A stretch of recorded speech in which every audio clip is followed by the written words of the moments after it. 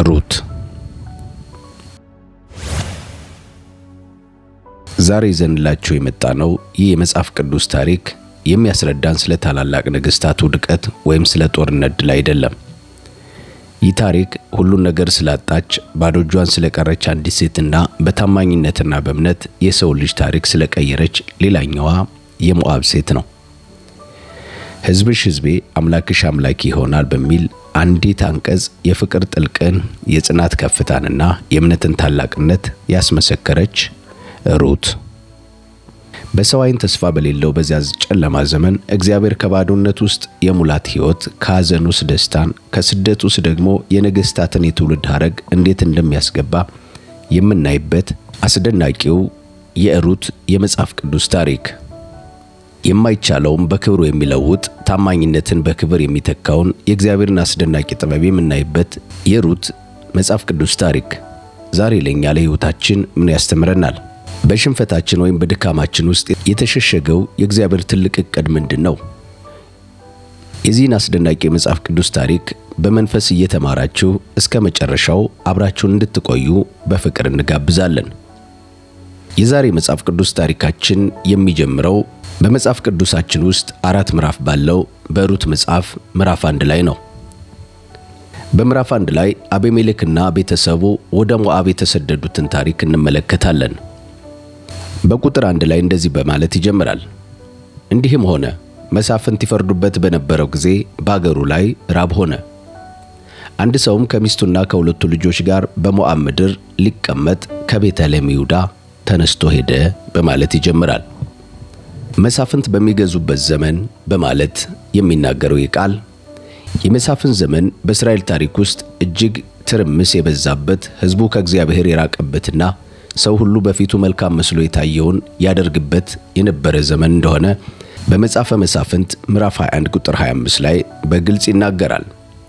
ታሪኩ በዚህ ዘመን መጀመሩ ምንም እንኳ አጠቃላይ አገሪቱ በኃጢአትና በትርምስ ውስጥ ብትሆንም እግዚአብሔር ግን በግል ሕይወታቸው ለሚታመኑት ታማኝ እንደነበረ ለማሳየት ነው።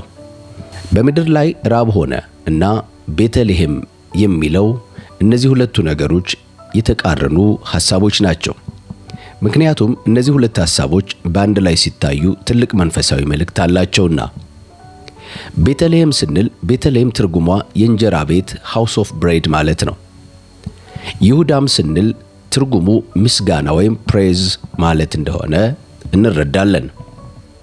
በዚህ ታሪክ ውስጥ የተፈጠረው ቅራኔ የእንጀራ ቤት በተባለውና የምስጋና ስፍራ በሆነች ምድር ላይ ረሃብ መሆኑ ነው።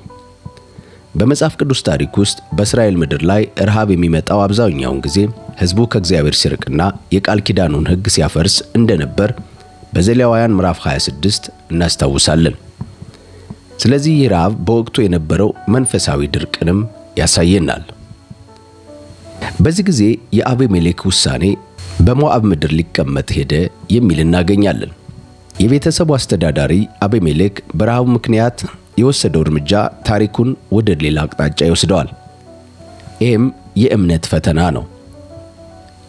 አቤሜሌክ ችግሩን በእግዚአብሔር ምድር ላይ ሆኖ ከመጋፈጥ ይልቅ ጊዜያዊ መፍትሄ ፍለጋ የቃል ኪዳኑን ምድር ትቶ ለመሄድ ወሰነ ይለናል። አቤሜሌክና ቤተሰቡ የተጓዙበት ሞዓብ ለመሆኑ ማን ነች? ሞዓባውያን የእስራኤል ባዕዳን ጠላቶች ነበሩ፣ ጣዖት አምላኪም ነበሩ። ወደዚያ መሄድ በመንፈሳዊ ሕይወት ላይ አደጋ ማምጣቱ የማይቀር እንደነበር ግልጽ ነው። ጥቅሱ ሊቀመጥ ወይም ጊዜያዊ እንግድነት ይበል እንጂ በኋላ ላይ እዛው እንደቀሩ እናያለን። ጥቅሱ ስማቸው ባይጠቅስም በቁጥር 2 እና ከዛ በላይ እንደተዘረዘሩ እናያለን። ውሳኔው የአንድ ግለሰብ ብቻ ሳይሆን መላው ቤተሰብ ወይም ሚስቱም ኑኃሚንም ሁለቱም ልጆቹም መሐሎንና ኬልዮንም የነካና ወደ ከባድ ፈተና የከተተ እንደነበር ይጠቁመናል። በአጠቃላይ በሩት ምዕራፍ 1 ቁጥር 1 ላይ የሰዎችን ድክመት፣ የሕይወትን ፈተናና አስቸጋሪ ውሳኔዎች በማሳየት ይጀምራል። የእንጀራ ቤት በረሃብ ስትመታ መፍትሄ ፍለጋ ወደ ጣዖት አምላኪያን ምድር ወይም ሞዓብ የመሄድ ውሳኔ ምን ያህል ዋጋ እንደሚያስከፍል ቀጣዮችን ጥቅሶችና ምዕራፎች እንመለከታለን። በቁጥር 2 ላይ የሰውየውም ስም አቤሜሌክ፣ የሚስቱም ስም ኑኃሚን፣ የሁለቱም ልጆች ስም መሐሎንና ኬልዮን ነበረ። የቤተልሔም ይሁዳ የኤፍራታ ሰዎች ነበሩ። ወደ ሞዓብ ምድር መጡ፣ በዛም ተቀመጡ። የኑኃሚን ባል አቤሜሌክ ሞተ፣ እርሷና 2 ልጆቿ ቀሩ። እነርሱም ከሞዓባውያን ሴቶች ልጆች አገቡ። የአንዲትም ስም ኦርፋ የሁለተኛይቱም ስም ሩት ነበረ። በዚያም 10 ዓመት ያህል ተቀመጡ። መሐሎንና ኬሊዮን ሁለቱም ሞቱ። ሴቲቱም ከ2 ልጆቿና ከባሏ ተለይታ ቀረች በማለት ይናገራል። በቁጥር 3 ላይ ቤተሰቡ ረሃብና ሞትን ሸሽቶ ወደ ሞዓብ ምድር ቢመጣም ሞት ግን ሊያመልጠው አልቻለም። የቤተሰቡ ምሰሶ መሪ የነበረው አቤሜሌክ በባዕድ አገር ሞተ። ከእግዚአብሔር ፈቃድና ከቃል ኪዳኑ ምድር ወጥቶ በራስ መንገድ መፍትሄ ለመፈለግ መሞከር ከተፈራው አደጋ አያድንም።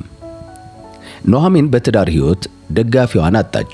ነገር ግን አሁንም ተስፋዋ የሆኑ 2 ወንዶች ልጆቿ አብረዋት እንደነበሩ በቁጥር 3 ላይ ነግሮናል። አቤሜሌክ ከሞተ በኋላ ልጆቿ መሐሎንና ኬሊዮን የሞዓብ ሴቶች ወይም ኦርፋና ሩትን እንዳገቡም አይተናል። ይህ ድርጊት በወቅቱ 2 ትልልቅ ትርጉሞች ነበሩት። የመጀመሪያው የሕግ ጥሰት ነው። እግዚአብሔር እስራኤላውያን ከባዕዳን ጣዖት አምላኪያን ሴቶች ጋር እንዳይጋቡ በሕጉ አስጠንቅቆ እንደነበር በዘዳግም ምዕራፍ 7 ከ3 እስከ 4 ላይ ማንበብ እንችላለን።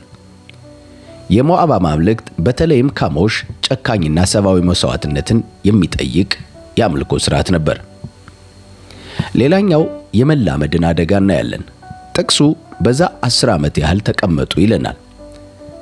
መጀመሪያ ላይ ሊቀመጡ ወይም ለአጭር ጊዜ ሊያሳልፉ የመጡ ሰዎች አሁን ግን ምድሪቱን ለምደው ትዳር መስርተው ለ10 ዓመታት ሙሉ እዛው ኖሩ። ይህ በጊዜያዊ ችግር ምክንያት ወደ ኃጢአት አካባቢ ሄዶ እዛው የመረጋጋትን አደጋ ያሳየናል። ባነበብነው የመጽሐፍ ቅዱስ ክፍል ላይ ፍጹም መደባለቅና የ2ቱን ልጆች ሞትም እንመለከታለን። ታሪኩ ይበልጥ ወደ ጨለማና ተስፋ አስቆራጭ ምዕራፍ ይሸጋገራል። 2ቱ ልጆቿ ማለትም መሐሎንና ኬሊዮን በተከታታይ ሲሞቱ እንመለከታለን። የመሐሎንና የኬሊዮን የስማቸውን ትርጉም ትንቢታዊ አንድምታውን እንመልከት። በዕብራይስጥ ቋንቋ መሐሎን ማለት ሕመምተኛ ወይም ደካማ ማለት ሲሆን ኬሊዮን ማለት ደግሞ ጠፊ ወይም ፍጻሜው የደረሰ ማለት ነው። ስማቸው አስቀድሞ በባዕድ ምድር ላይ የሚጠብቃቸውን ዕጣ ፈንታ የሚያመለክት ይመስላል። የኑኃሚን ፍጹም ባዶነት ጥቅሱ በአስገራሚና በሚያሳዝን አገላለጽ ሴቲቱ ከ2 ልጆቿና ከባሏ ተለይታ ቀረች ይለናል። በዛ ዘመን በባህልና በማህበራዊ ሕይወት አንዲት ሴት ባልና ወንድ ልጅ ከሌላት ምንም አይነት መብት፣ ጥበቃና የኢኮኖሚ ዋስትና አይኖራትም ነበር። ኑኃሚን ሙሉ ሆና ወጣ ባልና 2 ልጆቿን ይዛ፣ አሁን ግን ፍጹም ባዷን መጻተኛ አቅም የሌላት መበለት ሆና በባዕድ ምድር ቀረች።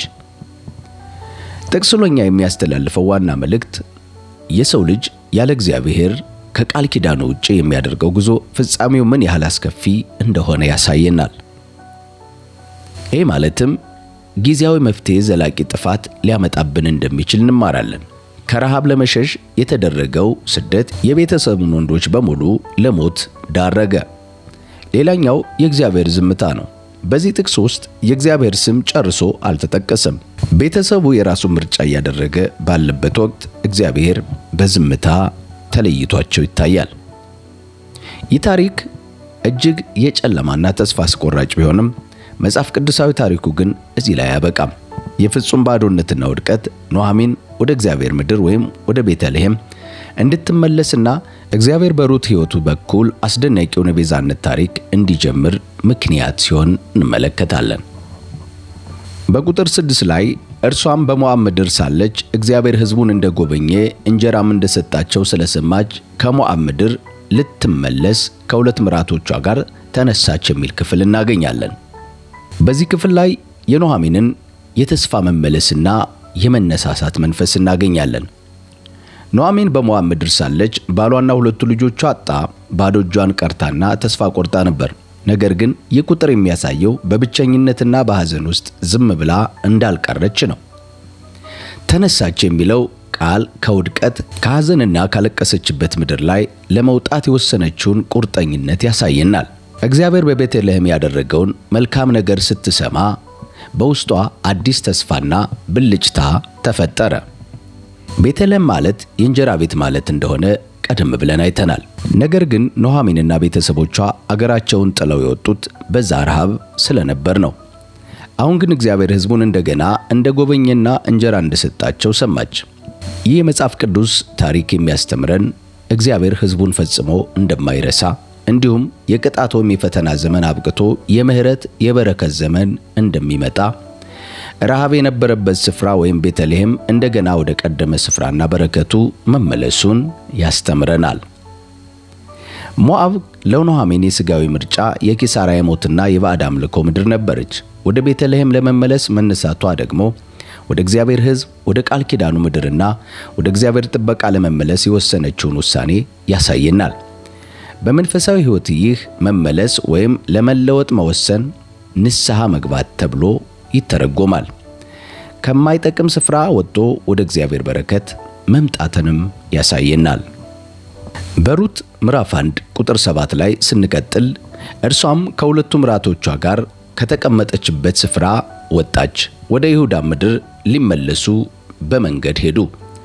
ኑኃሚን ምራቶቿን ሂዱ፣ ወደ እናታችሁ ቤት ተመለሱ፣ በእኔና በሞቱት እንዳደረጋችሁ እግዚአብሔር ቸርነት ያደርግላችሁ፣ እግዚአብሔር በያላችሁበት ቤት ዕረፍት ይስጣችሁ አለቻቸው። ሳመቻቸውም፣ ድምፃቸውንም ከፍ አድርገው አለቀሱ። እነርሱም ካንቺ ጋር ወደ ሕዝብሽ እንመለሳለን አሏት። ኑኃሚንም አለች፣ ልጆቼ ሆይ ተመለሱ። ለምን ከኔ ጋር ትሄዳላችሁ? ባሎቻችሁ የሚሆኑ ልጆች በሆድ ያሉን? ልጆቼ ሆይ ተመለሱ። ባል ለማግባት አርጅቻለሁና ሂዱ። ተስፋ አለኝ እንኳ ብል ዛሬ ሌሊት እንኳ ባል ባገባ ወንዶች ልጆችን በወልድ እነርሱ እስኪያድጉ ድረስ ትቆያላችሁን? ስለዚህ ስለ እነርሱስ ባል ማግኘት ትችላላችሁን? ልጆቼ ሆይ እንግዲህ አይደለም፣ የእግዚአብሔር እጅ በእኔ ላይ ወጥቷልና ከእናንተ የተነሳ እጅግ ተመርሬአለሁ። ድምፃቸውንም ከፍ አድርገው እንደገና ለቀሱ። ኦርፋም አማቷን ሳመች፣ ሩት ግን ተጠጋቻት የሚል ክፍል እናገኛለን። ኑኃሚን ሁለት የሞዓብ ሴቶች ልጆቿ ኦርፋና ሩት ወደ ሀገራቸው ወደ ወገኖቻቸው እንዲመለሱ አጥብቃ ከመከረቻቸው በኋላ የመጣ ምላሽ ነው። ኑኃሚን ከእንግዲህ የምሰጣችሁ ተስፋ ወይም ሌላ ባል የሚሆኑ ልጆች መውለድ እድል እንደሌላትና ሕይወቷ በመከራ እንደተሞላ በመግለጽ የራሳቸውን ሕይወት እንዲመሰርቱ ትነግራቸዋለች። በዚህ ባየነው ክፍል ውስጥ ጥቅሱ በሁለት ምራቶች መካከል ያለውን ታላቅ ልዩነት በሁለት ድርጊቶች ያሳየናል። የመጀመሪያው የኦርፋም ምርጫ ነው፣ በስሜትና በምክንያት መመራት። ኦርፋ አማቷን ሳመቻት። ይህ መሳም የፍቅር የክብርና የስንብት መገለጫ ነው። ኦርፋ ኑኃሚንን አልጠላቻትም፣ አልቀለለችባትምም። ነገር ግን የኑኃሚንን ምክር ሰምታ በምክንያታዊነት ስታስበው ወደ ይሁዳ ምድር ወይም ወደማይታወቀው ባዕድ አገር ከመሄድ ይልቅ ወደ እህቶቿና ወደ አማልክቶቿ መመለስ የተሻለ ሆኖ አግኝተዋለች። ፍቅሯ እስከ ስንብት መሳም ድረስ ብቻ እንደነበር ያስተምረናል። ሌላኛው የሩት ምርጫ ነው። ይሄ ማለት በኪዳንና በማይናወጥ ፍቅር መመራትን ያስተምረናል። ሩት ግን ተከተለቻት፣ በሌላ ትርጉም ከእርሷ ጋር ተጣበቀች የሚል እናገኛለን። እዚህ ጋር በጥቅሱ ላይ የዋለው የዕብራይስጥ ቃል ባልና ሚስት ሲጋቡ አንድ ይሆናሉ የሚለውን የዘፍጥረት ምዕራፍ 2 ቁጥር 24 ከዚህ ቃል ጋር ተመሳሳይነት ያለው አገላለጽ ነው። ሩት ከአማቷ ጋር የተሳሰረችው በቃላት ወይም በስሜት ብቻ ሳይሆን በፍጹም ታማኝነትና ራስን አሳልፎ በመስጠት ነው። ከነዚህ ከሁለቱ ሴቶች መንፈሳዊ መልእክቶችን እንመልከት። ከስሜት በላይ መሻገርን አንድ የመጀመሪያ ሐሳብ እናገኛለን። ሁለቱም መጀመሪያ ላይ አብረው አልቅሰዋል። ማልቀስ ስሜትን ይገልጻል፣ ምርጫ ግን ሕይወትን ይወስናል። ኦርፋ አልቅሳ ሳመቻት፣ ሩት ግን አልቅሳ ወደፊት ቀጠለች። እውነተኛ ታማኝነት የሚለካው በስሜት ሳይሆን በተግባራዊ ውሳኔያችን ነው። የመስቀለኛ መንገድ ፈተናንም በሁለቱ መካከል እናያለን። ይህ ጥቅስ እያንዳንዱ ሰው በሕይወቱ የሚገጥመውን የመስቀለኛ መንገድ ውሳኔ ያሳያል። ኦርፋ ወደ ቀደመ ማንነቷና ምቾቷ ስትመለስ፣ ሩት ግን የወደፊቱን ባይታወቅም በመከራም ቢበዛም የታመነችውን ሰው ላለመልቀቅ ወሰነች። የሩት መከተልና መጣበቅ በታሪኩ መጨረሻ ላይ ታላቅ ክብርን አምጥቶላታል። የኢየሱስ ክርስቶስ የትውልድ ሐረግ ውስጥ እንድትካተት ማለትም በማቴዎስ ምዕራፍ 1 ቁጥር 5 ላይ እንደምናነበው የታሪኩ ዋና ገጸ ባህሪ እንድትሆን ያደረጋት ይህ እምነቷና ታማኝነቷ ነው። በስንብት መሳም ወይም በሩቅ ፍቅርና ራስን አሳልፎ በመስጠት ማለትም በቅርብ መቆም መካከል ያለው ልዩነት የሚያስተምር የሩት የማይናወጥ ታማኝነት በጉልህ የሚያሳይ ይህ ክፍል ነው። በቁጥር 15 ላይ ኑኃሚን እነሆ ባልንጀራሽ ወደ ሕዝቧና ወደ አማልክቷ ተመልሳለች፣ አንቺም ደግሞ ከባልንጀራሽ ጋር ተመለሽ አለቻት። በቁጥር 16 ላይ የዛሬውን የመጽሐፍ ቅዱስ ታሪካችንን ዋና ሐሳብና ታሪክን የቀየረውን ወይም አዲስ ምዕራፍ የሚጀምረውን ውሳኔ እንመለከታለን። እርሱም ሩትም ወደምትሄጂበት እሄዳለሁና በምታድሪበትም አድራለሁና እንድተውሽ ካንቺ ዘንድ እንድመለስ አታስቸግሪኝ። ሕዝብሽ ሕዝቤ፣ አምላክሽ አምላኬ ይሆናል። በምትሞችበት ስፍራ ሞታለሁ፣ በዛም እቀበራለሁ። ከሞት በቀር አንቺንና እኔን አንዳች ቢለየን እግዚአብሔር ይህንን ያደርግብኝ እንዲሁም ይጨምርብኝ አለቻት። ኑኃሚን ከእርሷ ጋር ለመሄድ እንደቆረጠች ባየሽ ጊዜ እርሷን ከመናገር ዝም አለች የሚል ክፍል እናገኛለን። በዚህ ክፍል ላይ የሩትን ከቃላት በላይ የሆነ ፍጹም ታማኝነት እንመለከታለን። ሩት ይህንን የተናገረችው አማቷ ኑኃሚን ባለቤቷና ሁለቱ ልጆቿ ወይም የሩት ባልን ጨምሮ ሞተውባታል። ምንም ተስፋ በሌላትና ወደ ሀገሯ ወደ ቤተልሔም ባዶ እጇን ለመመለስ በወሰነችበት ወቅት ነው። ኑኃሚን ለሩትና ለሌላኛው ምራቷ ለኦርፋም ወደ ሀገራችሁ ተመለሱ፣ እኔ ጋር ምን ተስፋ አላችሁ ስትል ለመነቻቸው። ኦርፋ ተሳልማት ወይም ስማት ስትመለስ፣ ሩት ግን ከኑኃሚን ጋር ለመጣበቅ ወሰነች። የሚያሳየው ሩት ኑኃሚን የወደደችው በምቾት ጊዜ ብቻ ሳይሆን በችግርና በሐዘን ቀናትም ጭምር መሆኑን ያስተምረናል። በዚህ ክፍል ላይ ሩት የባህልና የዜግነት ለውጥ ስታደርግ እንመለከታለን። ይህም ሕዝብሽ ሕዝቤ ይሆናል የሚል አስደናቂ ንግግር ተናግራለች። ሩት የሞዓብ ሴት ነበረች። ሞዓባውያን ደግሞ በባህልም ሆነ በታሪክ ከእስራኤል ጋር የሻከረ ግንኙነት የነበራቸው ሕዝቦች ናቸው። ሩት ሕዝብሽ ሕዝቤ ይሆናል ስትል የገዛ ወገኖቿን ባህሏንና ማንነቷን ትታ የእስራኤልን ሕዝብ እንደ ራሷ ሕዝብ ለመቀበል ሙሉ በሙሉ መወሰኗን ያሳየናል። ይህ ትልቅ መስዋዕትነት ነው። እውነተኛ ሃይማኖትና የልብ ለውጥ ስታደርግ እንመለከታለን። ይህም አምላክሽ አምላኬም ይሆናል የሚል አስደናቂ ቃል እናገኛለን። ይህ የጥቅሱ እጅግ ጥልቅ ክፍል ነው። ሞዓባውያን ካሞሽ የተባለውን ጣዖት ያመልኩ ነበር። ሩት ግን በኑኃሚን ሕይወት ውስጥ ምናልባትም በቤተሰቡ መካከል የእውነተኛውን አምላክ የእግዚአብሔርን ማንነት ተረድታለች። አምላክሽ አምላኬ ይሆናል ስትል የሞዓብን ጣዖት ሙሉ በሙሉ ክዳ የእስራኤልን አምላክ ብቸኛ አምላኩ አድርጋ መቀበሏን ያወጀችበት የእምነት ቃል ነው። ይህ ክፍል የቅድስት ቤተ ክርስቲያንንና የክርስቶስን ምሳሌነት ያሳየናል። በመንፈሳዊ ትርጓሜ የሩት ታሪክ እኛ አሕዛብ የነበርን ሰዎች በክርስቶስ በኩል ወደ እግዚአብሔር መንግሥትና ሕዝብ የመቀላቀልን ምሳሌ ያሳየናል። ሩት ከአሕዛብ ወገን ሆና ሳለ በታማኝነቷና በእምነቷ ምክንያት ወደ እስራኤል ተቀላቀለች። በኋላ የንጉሥ ዳዊት ቅድመ አያት በሥጋ የኢየሱስ ክርስቶስ የትውልድ ሐረግ መገኛ ለመሆን በቃች። በዚሁ በሩት መጽሐፍ ምዕራፍ 1 ቁጥር 19 ላይ ሁለቱም እስከ ቤተልሔም ድረስ ሄዱ።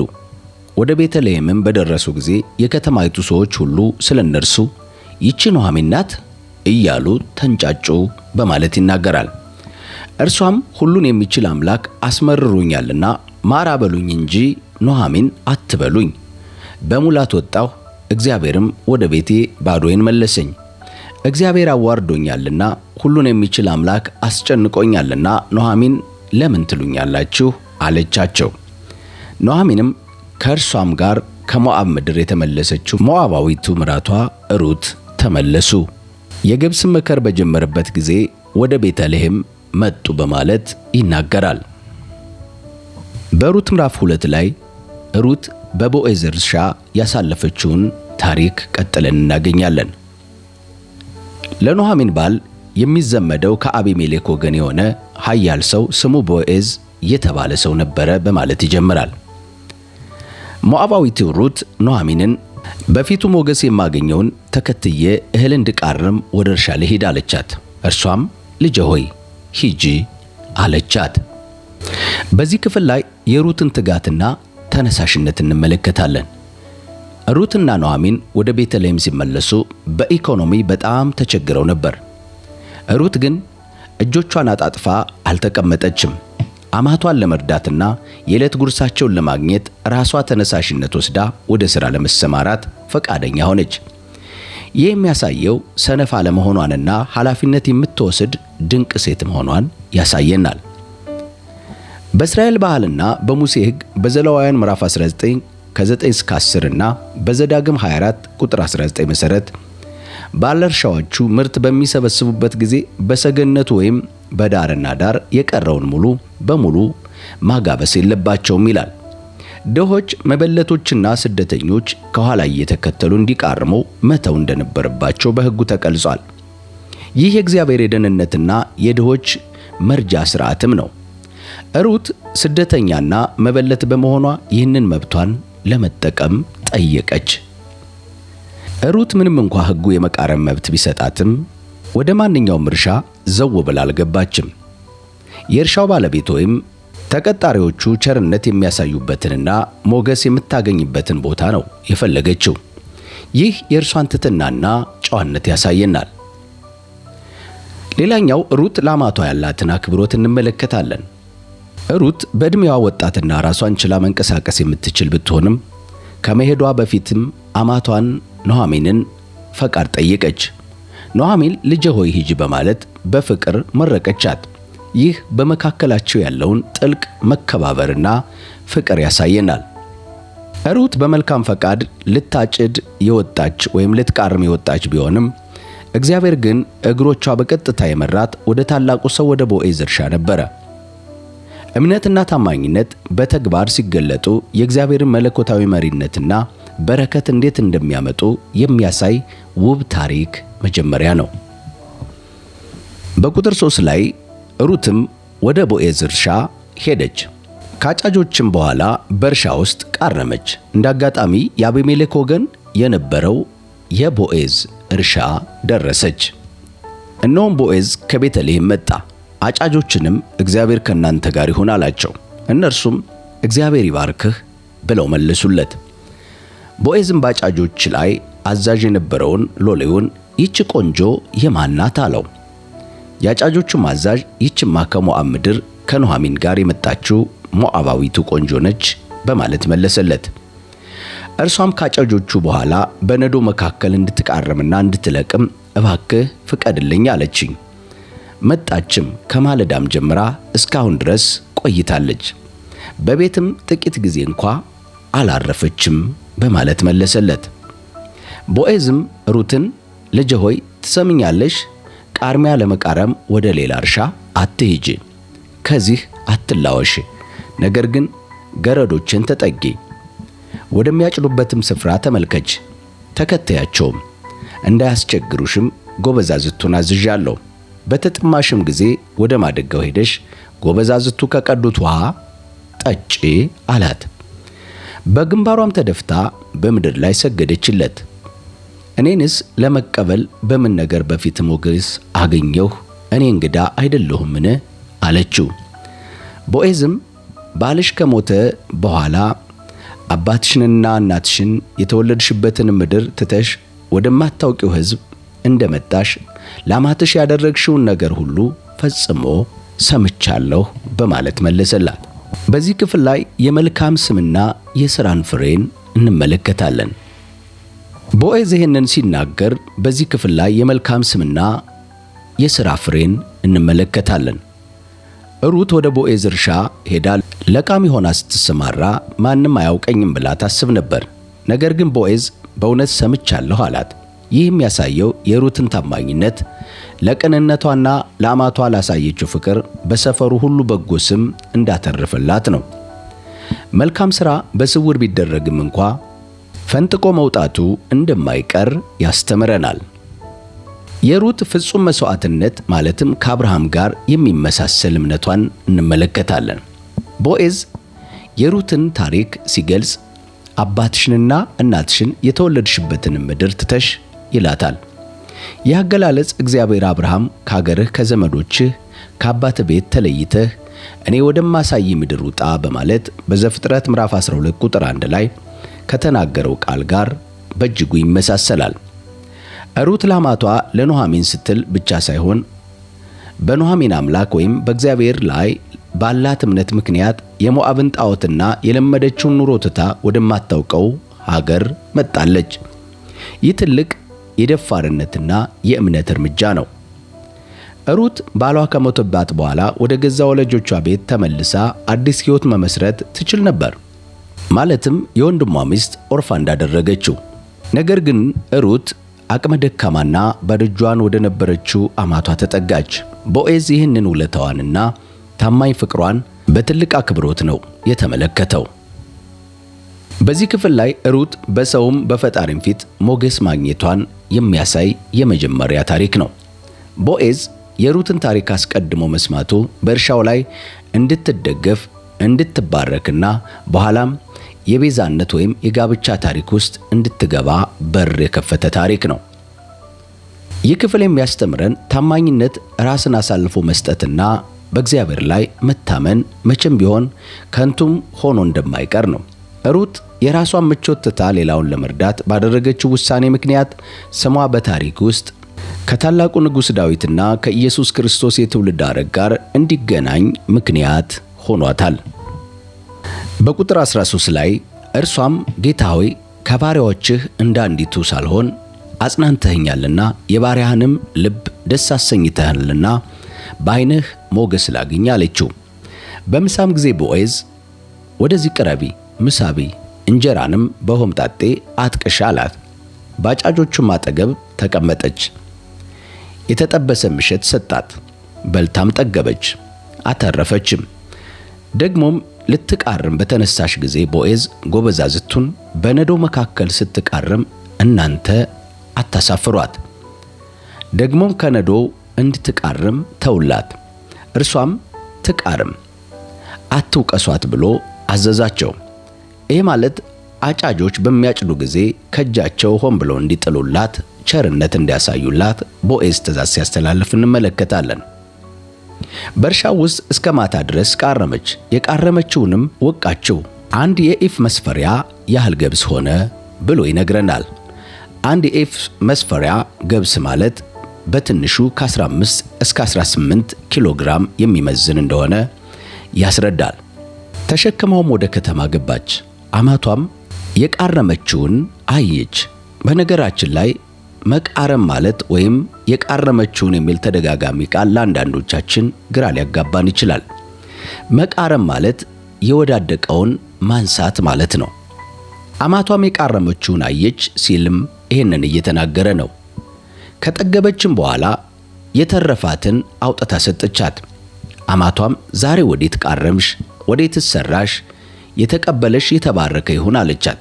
እርሷም ዛሬ የሰራሁት ሰው ስሙ ቦዔዝ ይባላል ብላ በማን ዘንድ እንደሰራች ላማቷ ነገረቻት። ኑኃሚንም ምራቷን ቸርነቱን በሕያዋንና በሙታን ላይ አልተወምና በእግዚአብሔር የተባረከ ይሁን አለቻት። ኑኃሚንም ደግሞ ይህ ሰው የቅርብ ዘመዳችን ነው፣ እርሱም ሊበዡን ከሚችሉ አንዱ ነው አለቻት። ሞዓባዊቱም ሩት ደግሞ መከሬን እስኪጨርሱ ድረስ ጎበዛዝቱን ተጠጊ አለኝ አለቻት። ኑኃሚንም ምራቷን ሩትን ልጄ ሆይ ከገረዶቹ ጋር ብትወጪ በሌላም እርሻ ባያገኙሽ መልካም ነው አለቻት። ሩትም የገብሱንና የስንዴውን መከር እስከሚጨርሱ ድረስ ልትቃርም የቦዔዝን ገረዶች ተጠጋች፣ በአማቷም ዘንድ ትቀመጥ ነበር በማለት ይነግረናል። በሩት ምዕራፍ 3 ላይ ቦዔዝና ሩት በእህል አውድማው ላይ ያለውን ታሪክ ቀጥለን እንመለከታለን። ለመሆኑ ቦዔዝና ሩት በእህል አውድማው ምን ሆኑ? በቁጥር 1 ላይ አማቷም ኑኃሚን አለቻት ይለናል፣ ልጄ ሆይ መልካም እንዲሆንልሽ እረፍት አልፈለግሽምን? አሁንም ከገረዶቹ ጋር የነበረሽበት ቦዔዝ ዘመዳችን አይደለምን? እነሆ እርሱ በዛሬ ሌሊት በአውድማው ላይ ገብሱን በመንሽ ይበትናል። እንግዲህ ታጠቢ፣ ተቀቢ፣ ልብስሽንም ተላበሽ፣ ወደ አውድማውም ውረጂ። ነገር ግን መብሉንና መጠጡን እስከሚጨርስ ድረስ ለሰውየው አትታይ በማለት የሚያስገርም ምክር መከረቻት። በጣም የሚገርመው ምክር በዚህ ክፍል ላይ ቁጥር 3 ላይ ያለውን ደግመን እንየው። እንግዲህ ታጠቢ፣ ተቀቢ፣ ልብስሽንም ለውጪ፣ ወደ አውድማውም ውረጂ። ነገር ግን መብሉንና መጠጡን እስከሚጨርስ ድረስ ለሰውየው አትታይ የሚል ምክር። በዚህ ክፍል ላይ ኑኃሚን ለምራቷ ለሩት የሰጠቻት በጣም ወሳኝና ጥልቅ ትርጉም ያለው ምክር እናገኛለን። ኑኃሚን ሩትን ያዘዘቻት 3 ነገሮች ነው። ማለትም መታጠብ፣ መቀባትና ልብስ መቀየር። ይህ አገላለጥ ዝም ብሎ ለቀጠሮ የመዋብ ጉዳይ ብቻ አልነበረም። ይልቁንም የማዘንንና የይሉኝታን ጊዜ ማብቃቱን የሚያሳይ ምልክት ነበር። ታጠቢ ወይም መታጠብ ሲባል ከሞዓብ ምድር ይዛው የመጣቸውን የባዕድ አምልኮ ሥርዓት ትዝታ፣ እንዲሁም ባሏ በመሞቱ ምክንያት ለረጅም ጊዜ ስታለቅስ የነበረችበትን የሐዘን አቧራ ከአካሏ ላይ እንደ ማራገፍ ይቆጠራል።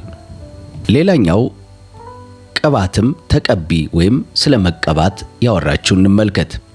በጥንቱ ምስራቅ ባህል ዘይት ወይም ቅባት መቀባት የደስታ የክብርና አዲስ ሕይወት የመጀመር ምልክት ተደርጎ ይወሰዳል። የሐዘን ዘመኗ ማክተሙንም በዚህ ክፍል ላይ ያሳየናል። ሌላኛው ልብስሽን ቀይሪ ወይም ልበሽ ማለት ነው። ይህ ማለት ተራውን ወይም የሐዘን ልብሷን አውልቃ ለጋብቻ ወይም ለክብር የሚሆን ምርጥ ልብሷን እንድትለብስ ማዘዟ ነው። እርሷንም ለቦዔዝ የምታቀርበው እንደ ምስኪን ስደተኛ ሳይሆን ክብር እንዳላት ሴት መሆን እንዳለበት ኑኃሚን ትመክራታለች። በዚህ ክፍል ላይ ኑኃሚን ወደ አውድማው ውረጂ ስትላት እንመለከታለን። አውድማ ገብስ ወይም ስንዴ የሚወቃበትና ምርቱ የሚታፈስበት ስፍራ ነው። ቦዔዝ በዛ ያደረው እህል እንዳይሰረቅ ለመጠበቅ ነበር። ኑኃሚን ሩትን ወደዚያ የላከቻት በወቅቱ በነበረው የሕግ ሥርዓት መሠረት የቅርብ ዘመድ የመቤዠት ወይም የማግባት ግዴታውን ቦዔዝ እንዲፈጽምላት የምትጠይቅበት አጋጣሚ ለመፍጠር ነው። በዚህ ምክር ውስጥ ራስሽን አታሳዩ ወይም ጥንቃቄና ጥበብን ስትመክራት እንመለከታለን። ቦዔዝ መብላትና መጠጣቱን እስኪጨርስ ልቡንም እስኪያስደስት ድረስ ራሷን እንዳታሳይ የነገረቻት ወይም የመከረቻት በሁለት ምክንያቶች ነው። የመጀመሪያው ለቦዔዝ ክብር ስትል ነው። ሰውየው ከከባድ የሥራ ውሎ በኋላ ተረጋግቶ እንዲያርፍና በጥሩ ስሜት ላይ እንዲሆን ለማድረግ ነበር። ሌላኛው ከሰዎች ዓይን እንድትሰወር ነው። በአውድማው ላይ ሌሎች ሰራተኞች ሊኖሩ ስለሚችሉ የሩት መምጣት አላስፈላጊ ወሬና የባህሪ ጥርጣሬ እንዳይፈጥር በጥንቃቄና በሚስጥር እንዲሆን ስለፈለገች ነው።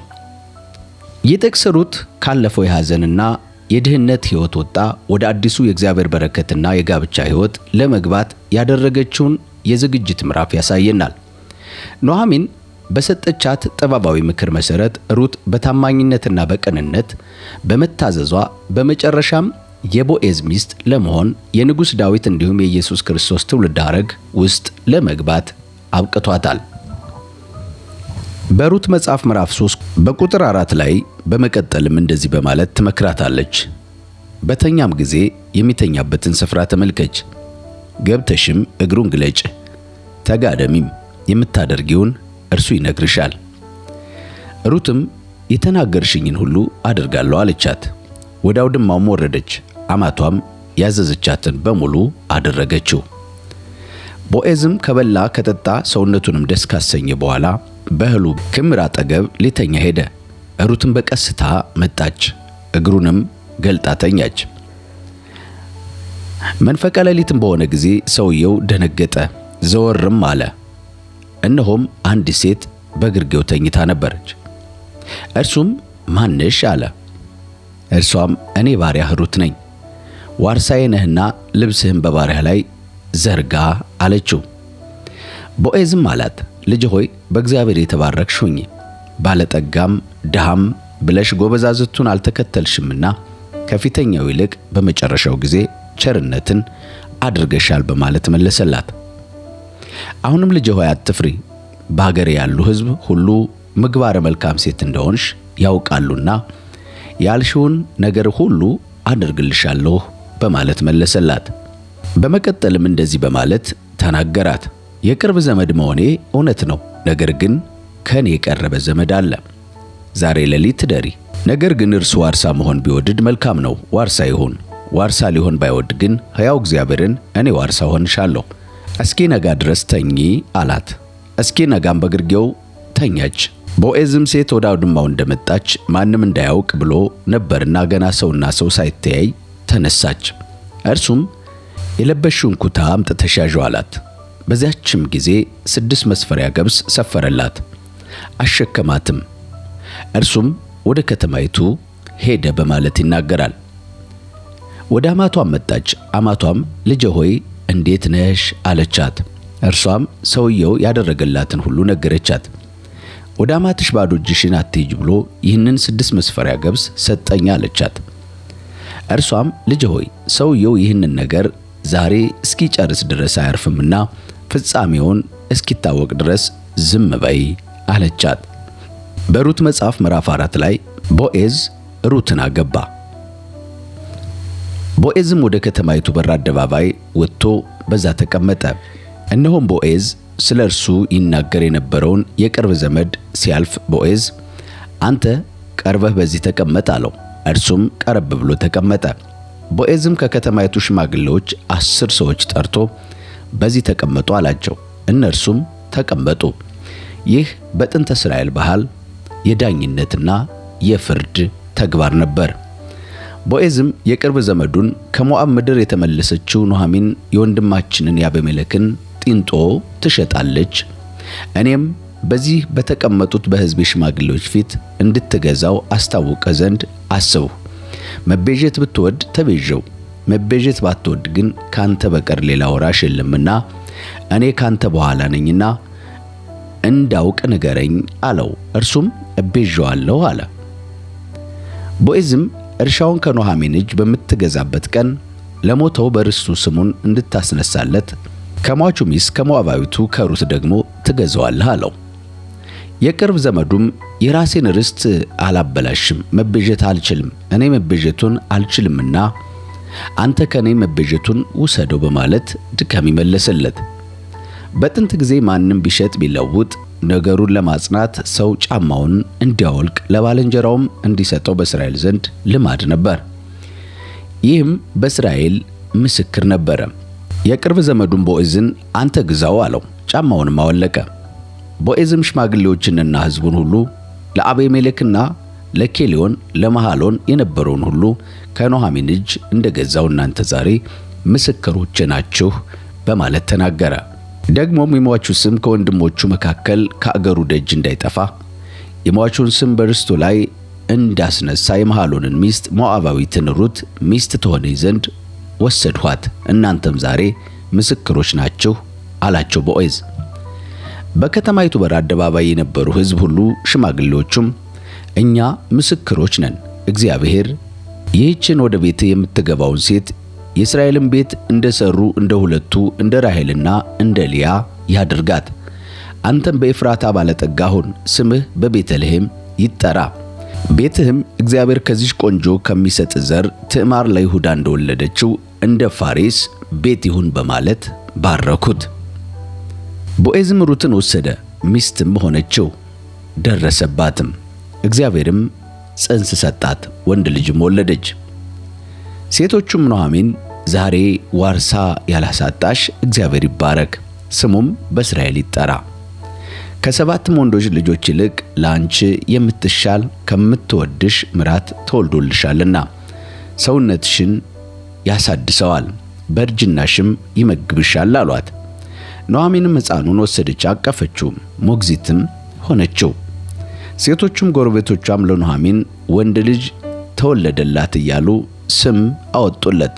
ስሙንም ኢዮቤድ ብለው ጠሩት። እርሱ የዳዊት አባት የእሴይ አባት ነው በማለት እግዚአብሔር ቃል ይነግረናል። ኢዮቤድ ማለት የዳዊት ቅድመ አያት ማለት ነው።